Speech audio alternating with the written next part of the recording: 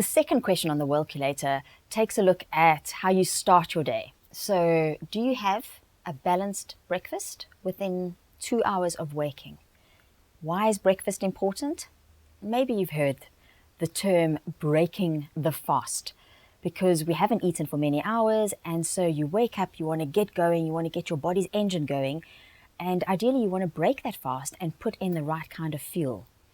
What is important is when you do eat breakfast, to make sure that it's balanced, and the timing is important within 2 hours of waking.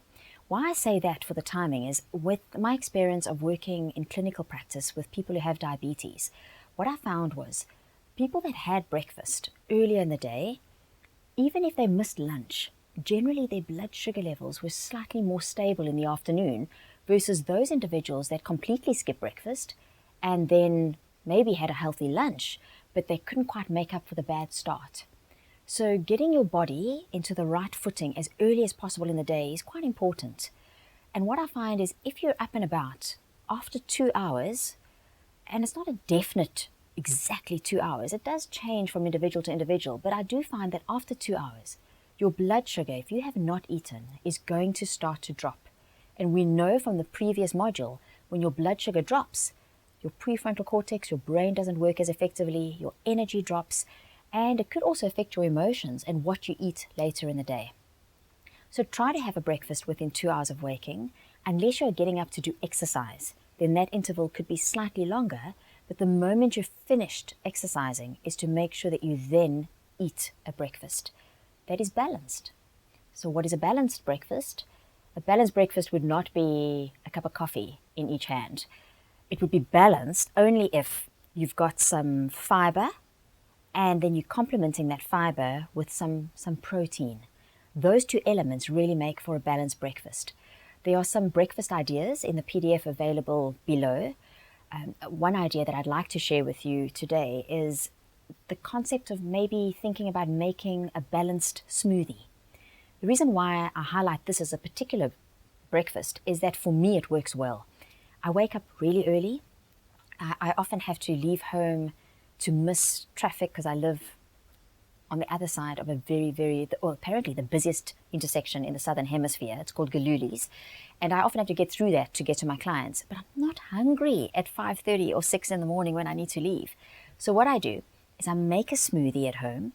It takes me 2 minutes. If any smoothie takes me longer than 2 minutes, I'm not going to make it. And then I'll pour it into a water bottle, those ones with the wide nozzles. And then I take that with me in the car. And when I'm feeling more awake, and as I'm driving up to go to my first meeting, rather than not eating anything, I get to sustain my energy by having a balanced smoothie. So there are some smoothie recipes as well that you're welcome to try.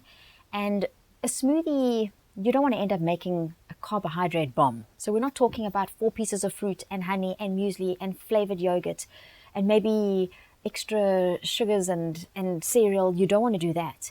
You want to stick to the guidelines below, which is about 1, maybe at most 2 fistfuls of fruit.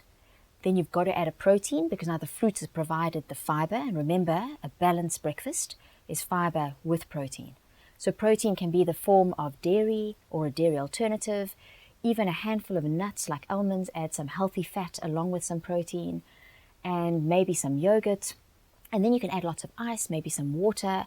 And you can also incorporate what we call superfoods. So if there are any of you using specialized powders or maca powder or whey protein powder, you could also add that at this point. And that's how you create a balanced smoothie. That's quick and convenient because you can take it with you on the road. And I find it really fits a busy lifestyle. But of course, there are many other breakfast ideas. So be sure to take a look at the PDF attached. And if this is a habit that you're not in place, I'd suggest that once you've gone through the course, that you really come back to this. Because having breakfast can just get your whole body, it's almost like an orchestra, that you just fine tune at the start of the day so that you've got this beautiful music and energy that you can just deliver to the world throughout the day rather than just not taking up that kind of opportunity.